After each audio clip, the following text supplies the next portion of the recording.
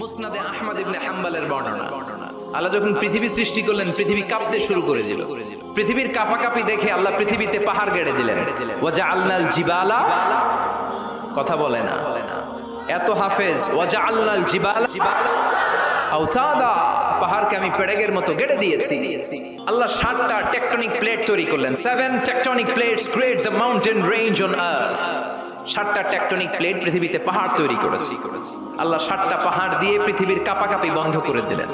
ফেরেশতারা এটা দেখে অবাক। ফেরেশতারা বললেন, আল্লাহ, পৃথিবী কাঁপছিল আর আপনি পাহাড় গেড়ে দিয়ে পৃথিবীর কাঁপাকাঁপি থামিয়ে দিলেন। পাহাড়ের এত শক্তি।